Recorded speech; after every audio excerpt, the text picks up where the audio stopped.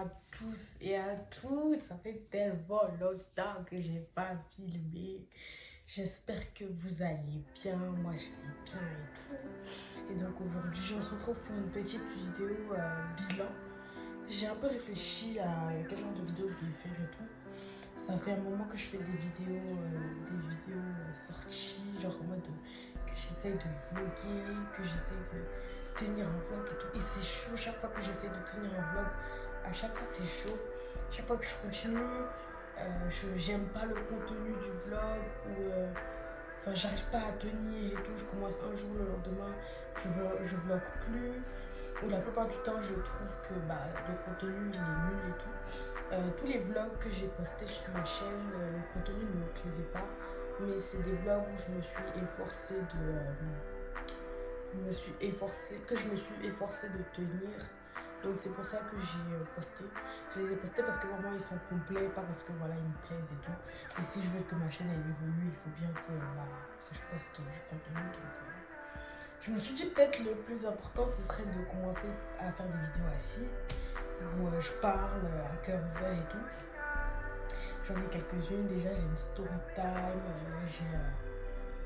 j'ai deux story time pardon. Et ouais, pour l'instant, il n'y a pas full de vues dessus. Par contre, j'ai des talks, j'ai des chit-chat talks et tout. Et ça, c'est des vidéos que j'aime bien faire et tout. Donc, checker un peu les chit-chats si ça vous intéresse. Voilà. Donc, aujourd'hui, on se trouve pour une vidéo bilan. J'avais envie de faire un peu un bilan de tous mes accomplissements depuis que j'ai quitté le Burkina. Pour ceux qui ne savent pas, voilà, je suis burkinabé, j'ai vécu au Burkina toute ma vie et je suis partie après avoir obtenu mon bac pour faire les études. Sauf que ça s'est pas du tout passé comme prévu. Pas, mais alors pas du tout. Donc je me suis dit que ce serait bien de vous faire un bilan. Je sais pas parler. Un bilan de tout ce que j'ai accompli depuis que je suis partie. Donc j'ai fait une petite liste. De base, j'écris jamais mes vidéos et tout. Mais là, je me suis dit, il faut vraiment que ce soit structuré. Mes objectifs personnels, quand j'ai quitté le Burkina, on va commencer par ça. Mes objectifs personnels, c'était... Et ça, c'est des choses que je m'étais formatée dans ma tête depuis que je suis petite. Il faut savoir que moi, j'ai un besoin d'indépendance. Mais c'était un truc de ouf. J'avais un besoin d'indépendance de malade. Euh, Quand ça a commencé quand j'avais 16 ans, quand j'étais en seconde. Quand j'étais en seconde, j'ai tout fait pour devenir une étudiante, pour devenir une élève internationale, pour participer au programme d'échange Erasmus. Je voulais tellement partir en France et aller vivre en France, aller en internat. C'est ce que je voulais de tout mon cœur. J'ai tout fait pour partir en internat et tout. Ça n'a jamais fonctionné. Je m'étais même inscrite dans une école, dans un programme scolaire où voilà, tu pouvais suivre les cours et en même temps perdre du poids. Parce que voilà, je suis encore en surpoids. Je voulais trop aller là-bas et tout, sauf que j'ai vraiment fait toutes les démarches. Mes parents ils étaient pas d'accord, mais j'ai fait toutes les démarches dans leur dos. Jusqu'à mon père il m'avait insulté de ouf, je me rappelle. Euh, Finalement, j'ai réussi à envoyer mon dossier, sauf que j'ai pas été retenue parce qu'il y avait plus de place dans le programme. Je m'y étais prise un peu trop tard. Mais bon. Donc voilà, j'avais un besoin d'indépendance de ouf, mais un truc de fou. Donc mes objectifs personnels quand j'ai quitté le Burkina, c'était de prendre mon appartement, de vivre seule, d'être indépendante, de faire ce que je veux quand je veux, de sortir quand je veux, de manger quand je veux, de manger ce que je veux. Mais vraiment, mes objectifs, c'était d'être indépendante. Je voulais être indépendante. Je regardais, depuis toujours, je regardais des vidéos déménagement, vlog déménagement, je prends mon appartement et tout, vlog, décoration. Vraiment, je m'imaginais déjà faire ça. Enfin, vraiment être seule, moi, c'est quelque chose que j'ai toujours voulu. Vivre seule et tout ça, tout ça. Donc ça faisait partie de mes objectifs personnels. Mais surtout, quand je suis partie du Burkina, je n'avais pas encore d'université fixe. C'était pas fixé, c'est-à-dire que ça c'était l'une de mes premières erreurs. Parce que voilà, j'étais au lycée français de Ouaga. Donc le lycée français et n'importe quel autre lycée français, en fait, si tu ne comptes pas poursuivre tes études supérieures en France, ils ne peuvent pas t'aider. C'est-à-dire que si tu vas aller au Canada, aux États-Unis, tout ça, bah ça c'est ton problème, tu te débrouilles, tu cherches ton université, tu appliques toi-même et tout. Sauf que bah moi j'étais pas fixée, jusqu'à quand je suis partie de Burkina, j'étais pas fixée. J'étais pas fixée sur mon université, j'étais pas fixée sur rien. Et ça c'est l'une de mes premières erreurs, ne pas être fixée. Vraiment, partez, quand vous partez pour vos études, soyez fixés. Soyez fixés parce que la galère que j'ai vécue après, laisse tomber. Donc, je n'étais pas fixée sur mon université comme je le disais. Et donc, je suis partie du Burkina. La première ville que j'ai fait, c'était New York. Comme je suis née à New York, je pensais que ça allait être plus facile et tout de trouver quelque chose là-bas. Sauf que à New York, ça n'a pas trop été. Je suis restée à New York pendant 4, 5, 4 à 5 mois sans être fixée. J'étais toujours pas fixée, donc je suis partie de New York. Je suis partie à Atlanta. À Atlanta, les choses ont bougé pour moi après, parce que c'est là-bas que bah, j'ai eu mon premier travail et tout. J'ai travaillé à l'aéroport de Atlanta dans un fast-food et tout. Donc j'ai eu mon premier travail. C'est là-bas que j'ai fait ma carte bancaire, ma première carte bancaire. J'avais pas de carte bancaire avant. Euh, les choses ont énormément bougé. Je devais rester là-bas de base et tout, sauf que ça s'est pas bien passé finalement. J'ai eu des galères là-bas. Là-bas, je devais avoir un appartement avec ma petite soeur. Mais j'ai eu des galères et tout, donc finalement, ça s'est pas passé correctement. Mais ça, c'est une vidéo, c'est une autre histoire, je pourrais la filmer. Comme je vous disais, à Atlanta, ça s'est pas bien passé et tout. Enfin, ça s'est bien passé et tout, ça a évolué, j'ai avancé et tout, mais j'ai passé tout le reste de l'année, c'est-à-dire de septembre, août, de août-septembre jusqu'à février. J'étais à Atlanta et j'avais toujours pas trouvé d'université. Les choses bougeaient pas pour moi, je faisais que faire la cuisine pour tout le reste. Pour tout le monde dans la maison, je faisais que faire la cuisine et tout. Ça, les choses n'évoluaient pas pour moi, je sais pas pourquoi. Pourtant, j'avais trouvé une université à Atlanta. Elle s'appelait SCAD. C'est quoi, ça veut dire quoi SCAD déjà? School. Je sais plus.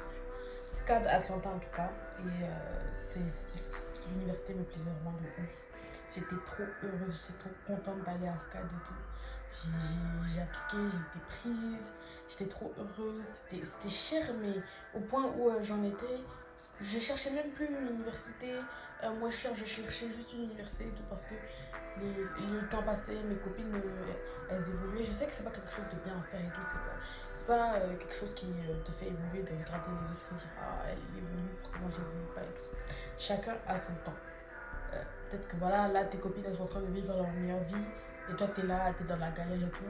Mais chacun a son temps. Quand toi ton temps va arriver, tu vas même plus regarder ce que les autres font. Tu vas juste être en mode ouais, enfin c'est mon moment et tout. Ne regardez pas, même si ça c'est la seconde erreur que j'ai fait, c'est regarder un peu autour de moi et dire en mode oh, tout le monde avance, moi j'avance pas et tout. C'est nul. Donc à un moment je me suis posée, je me suis dit Atlanta ça évolue pas. New York ça n'a pas évolué, Atlanta ça n'a pas évolué. Gros, commence à chercher ailleurs en fait. Commence à chercher ailleurs. J'ai commencé à chercher une autre université, j'ai trouvé une université à Philadelphie, j'ai appliqué, j'ai passé le test et tout. J'ai été prise. Et là j'ai dit à mon père, là ça va plus être possible, il faut que je me taille en fait. Je vais partir à Philadelphie. Je vais partir à Philadelphie. Et j'étais trop contente de partir à Philadelphie et tout. Les choses sont faites. Sachez que j'ai trouvé. J'ai une story time sur mon déménagement à Philadelphie. Donc, allez regarder si ça vous intéresse. Donc, j'ai trouvé un appartement et tout. Ma troisième erreur, ça a été de prendre un appartement sans l'avoir visité. Mais en même temps, ça, j'avais pas trop le choix, tu vois. Parce que j'étais pas sur place. C'était compliqué si j'allais arriver et tout pour trouver un autre appartement. J'aurais dû aller à l'hôtel et tout. L'hôtel c'est cher et je savais pas combien de temps j'allais devoir rester. Le temps d'être prise dans l'appartement et tout. Bon, j'ai un peu pris par nécessité.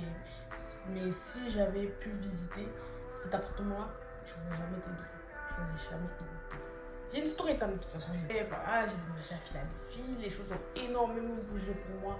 Quand je suis arrivée, je suis allée en cours et tout, première année d'université. J'ai un peu bougé. Vous savez, depuis que je suis arrivée ici, genre j'ai toujours pas de potes. C'est un truc de ouf quand même, j'ai zéro pote. J'ai zéro pote. Bon, il y a une histoire derrière, mais Peut-être que je vais la raconter, mais je vais la raconter. Mais ça, c'est une autre histoire. Donc, j'ai bougé avec la fille et tout. Ça m'a permis d'énormément acquérir d'indépendance parce que voilà, là j'ai une chambre en colocation, je suis seule et tout, mais c'est toujours pas l'objectif que je voulais avoir. Je voulais être seule, je voulais avoir un appartement seul et tout, être seule, pas avoir de colocataire, tout ça, tout ça. Mais bon, il se trouve que j'ai des colocataires et tout, donc l'indépendance et tout, on va la remettre un peu à plus tard, tu vois. Donc, ouais, ça c'était les objectifs que je m'étais fixés et tout. Finalement, comment ça s'est passé. Les attentes de l'indépendance du moment où tu quittes la maison et tout. Tout ce que tu espères avoir, attentes vs réalité. Donc, comment j'ai géré mes attentes versus ma réalité. Bah, c'était très dur. C'était très, très, très dur. J'ai pas trop envie de revenir dessus et tout, mais le moment entre enfin, j'avais pas de situation, en fait, j'étais pas située, je savais pas où j'allais, je savais pas ce que je faisais, je savais pas si j'allais à l'école, si j'allais aller à l'école, si j'allais pas aller à l'école. Enfin, c'était difficile et tout.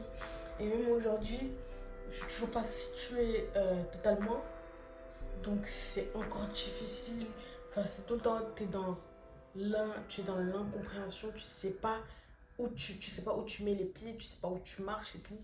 C'est difficile. Sachez que là même je suis là et tout dans cette ville et tout, mais voilà, au début c'est intéressant, au début t'es content et tout, mais bon là, plus le temps passe, plus je me dis mais qu'est-ce que je fais là en fait. Plus je me dis mais j'aurais dû rester à Atlanta en fait. Finalement non, je me dis ben, je vais déménager dans une autre ville. J'ai pas envie de rester ici en fait. J'ai pas envie de rester ici. Plus la routine s'installe et plus je me dis mais qu'est-ce que je fais là. Et si ça ne tenait qu'à moi, je serais déjà partie de cette ville depuis très longtemps, depuis fort longtemps. Parce que la routine qui s'est installée ne me plaît plus. Enfin, j'aime pas où je suis, j'aime pas ce que je fais ici, j'aime rien. Bon, après ça, c'est un peu mon problème et tout, je suis très très indécise, mais voilà. Euh, donc c'est très dur à gérer, il faut beaucoup de patience et la patience, ça, c'est quelque chose, on va revenir dessus tout à l'heure. Mais la patience c'est difficile à acquérir et tout. Et il faut beaucoup de patience. Comment j'ai géré, je trouve que j'ai pas géré. J'ai pas géré et tout, j'étais très impatiente et tout. J'étais très impatiente, j'étais très je me pose des questions en mode de oh mais qu'est-ce que j'ai fait pour mériter ça et tout. Gros, en même temps, tu as quitté ta ville, t'avais pas de plan. T'avais pas de plan. T'avais aucun plan. Tu t'attendais à quoi? Tu t'attendais à quoi? À ce que tout soit jeté dans tes mains comme ça? Faut pas s'attendre à ça. Hein. Tout peut pas être jeté dans tes mains comme ça. Donc partez avec un plan. Quand tout est planifié, mais t'es tellement serein, tu sais que tu vas arriver, voilà, tu vas aller dans tel appartement, tu vas pas avoir de surprise et tout. Tu vas aller dans telle université et tu t'auras à t'être reposé en fait. Donc partez avec un plan, ne faites pas comme. Donc qu'est-ce que j'ai retenu de tout ce à quoi je m'attendais et de tout ce qui s'est passé. J'ai retenu qu'aujourd'hui, désormais, il faut énormément que je planifie. Vous savez, moi déjà de base, je suis quelqu'un, j'aime pas les plans de dernière minute et tout. Je supporte pas. Moi, j'aime quand tout est carré, on me dit, quand on m'annonce tout à l'avance, quand on me dit, ouais, bon, on va aller là-bas, on va faire ça, on va arriver à telle heure, on va repartir à telle heure, on va dépenser tel montant et tout. J'aime quand tout est planifié, tout est carré et tout.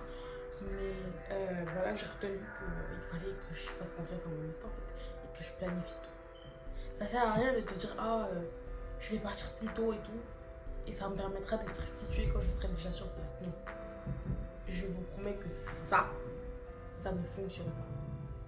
Ça ne fonctionne pas. Cette histoire de ouais, je vais partir plus tôt, comme ça quand je vais arriver là-bas et tout, ça me permettra de visiter moi-même, d'être située moi-même. Non. Reste où tu es en ce moment. Planifie ton carré. Tout quand tu seras carré, mais carré comme, comme un écran d'ordinateur, comme un écran d'iPad et tout. Quand tout sera carré, lève tes deux pieds et te bouge. Ça, c'est le seul conseil que je voudrais vous donner. Et ça, c'est le conseil que j'aurais préféré qu'on me donne moi-même.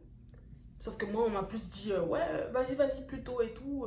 Quand tu seras sur place et tout, tu te débrouilleras, tu trouveras comment ça se passe. Non, non, je vous promets que ça n'en vaut pas la peine.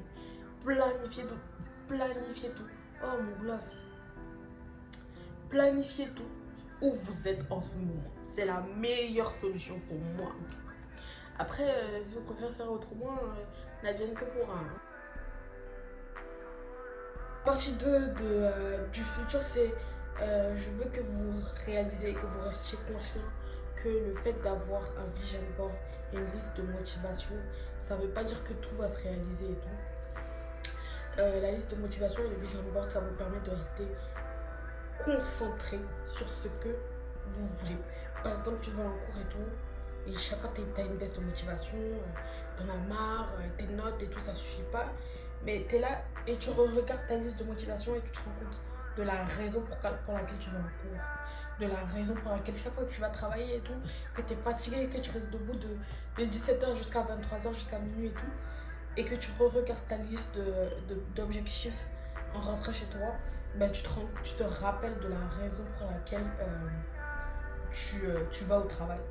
La raison pour laquelle tu vas au travail, c'est pour économiser, pour avoir de l'argent, pour acheter ta voiture, économiser pour avoir de l'argent, pour prendre ton propre appartement et tout. C'est pour avoir l'indépendance que tu cherches depuis tellement longtemps et tout. Donc c'est important de rester concentré sur tes objectifs. Donc c'est ça la vraie importance d'avoir une liste d'objectifs. Mais ça ne veut pas dire que tout va se réaliser comme ça. Ça vous permet seulement d'être motivé. Donc le point que j'aimerais épingler, c'est-à-dire le point 2 de ma partie future, c'est la patience. J'avais déjà parlé de la patience et tout dans la partie 1 de la vidéo. Mais la patience c'est important et tout. Et la patience, ça vous permet aussi de vous rendre compte. D'un côté, je me dis que peut-être je me suis précipitée et tout, et que Dieu peut-être il avait prévu mieux pour moi. Et de l'autre, je me dis, si Dieu ne voulait pas que je sois ici, il m'aurait jamais permis de bouger. Si j'ai réussi à quitter l'Atlanta et à venir ici, c'est parce que Dieu me l'a permis. Si Dieu ne voulait pas que je vienne ici, il ne m'aurait pas laissé venir ici. Donc, restez concentrés sur vos objectifs et rappelez-vous tout le temps que c'est Dieu qui a tout dans ses mains. Et priez, restez dans la foi. Restez dans la foi. Que vous soyez chrétien, musulman, bouddhiste et tout, restez dans la foi. Ou que vous croyez en autre chose, je sais pas. Les gens qui croient à la manifestation, qui croient à la science, ou qui croient en eux. Mais en tout cas, restez dans la foi. En tant que croyant, vous devez de rester dans la foi et tout. La foi, c'est la seule force que vous avez et tout. Si vous perdez la foi, il vous reste quoi? Il vous reste quoi? Rien. C'est important de rester dans la foi et d'espérer et de continuer à prier et tout. Parce que si Dieu ne t'a pas donné ce que tu veux obtenir, si Dieu t'a pas donné ce que tu veux depuis tellement longtemps, c'est que c'était pas le moment pour toi. Ça veut pas dire que ça va jamais arriver, ça arrivera quand ce sera le moment pour toi. Un troisième point, je voudrais revenir et aussi me concentrer sur la foi. C'est très important, hein, vraiment religieusement parlant, que vous restiez, que vous continuez à le français, à persévérer dans la prière et à persévérer dans l'expérience. Vraiment, je sais que je suis pas très crédible et tout, je suis pas la meilleure des chrétiennes et tout, mais pour moi c'est important de communiquer, parce que si vous vous rendez compte, voilà, si vous demandez à Dieu, Dieu, moi je veux être très riche, moi je veux être célèbre et tout, je veux devenir une influenceuse, une grande influenceuse et tout, je veux aller habiter à Dubaï, je veux avoir l'argent et tout. Ok, si Dieu il te donne tout ce que tu as demandé aujourd'hui, qu'est-ce que tu vas en faire?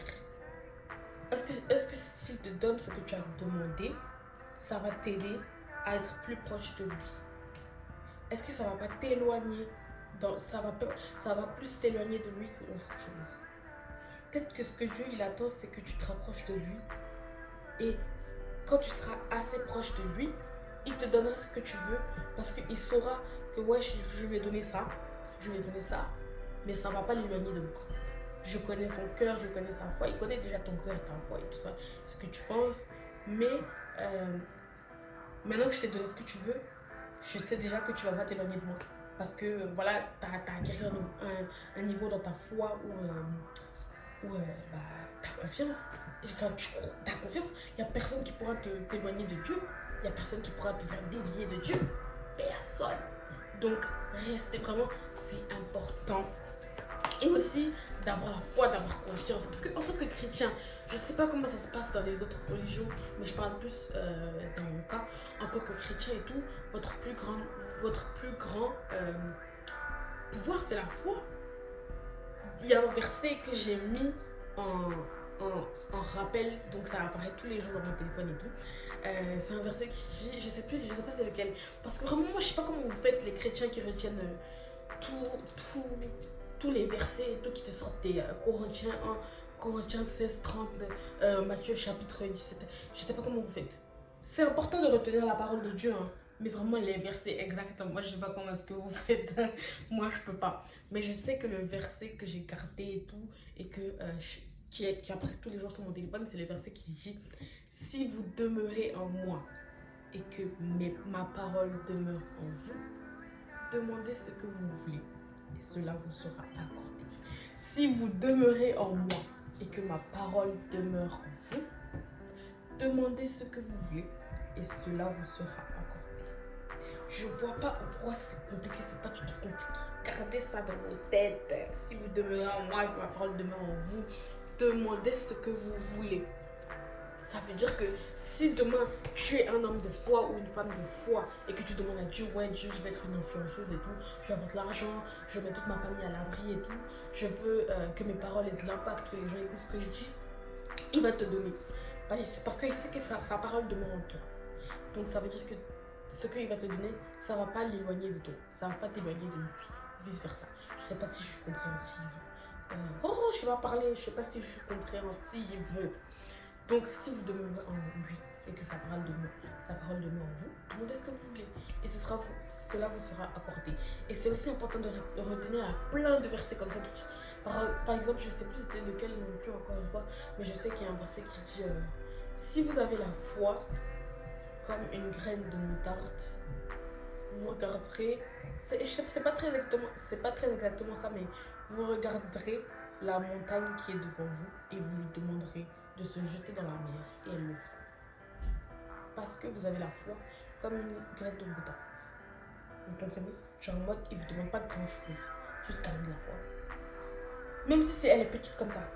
On vous dit qu'en tant que chrétien, la parole, c'est la chose la plus importante que vous avez. Genre, vous pouvez guérir les malades, vous pouvez faire plein de choses avec la parole et tout. Et la foi. Donc, c'est la seule chose que vous devez garder en vous. Je sais que ma vidéo, elle tourne en évangélisation et tout. Donc, mais c'est important de mettre la religion et la foi dans ses objectifs. C'est très important de mettre ça dans ses objectifs. Donc, je veux que vous réaliserez que tant que vous ne mettrez pas Dieu dans vos projets, ça ne sert à rien. Ça ne sert absolument à rien de faire des projets. Mettez, peu importe le Dieu auquel vous croyez, que vous soyez chrétien, musulman, bouddhiste, juif, que vous croyez en les esprits, je sais pas, bref, peu importe vos croyances là. Donc, moi je sais en tout cas qu'en tant que chrétienne, tant que je ne mettrai pas Dieu, tant que je ne mettrai pas Dieu dans mes projets en premier, tant que je ne ferai pas tout pour la gloire de Dieu, bah j'obtiendrai pas ce que je veux. Donc voilà, c'était la petite vidéo bilan de moi-même, bilan de tout. Donc j'espère que cette vidéo est vraiment intéressante et qu'elle vous aura intéressé ou inspiré. J'ai trop hâte de lire vos commentaires et tout, si ça vous intéresse vraiment, laissez des commentaires, ça fait hyper plaisir de voir des commentaires. Likez la vidéo et abonnez-vous à ma chaîne pour continuer de suivre mes histoires. J'ai plein d'autres vidéos, donc vous pouvez aller checker tout. Donc, si ça vous plaît, lâchez des commentaires, partagez tout. Bisous.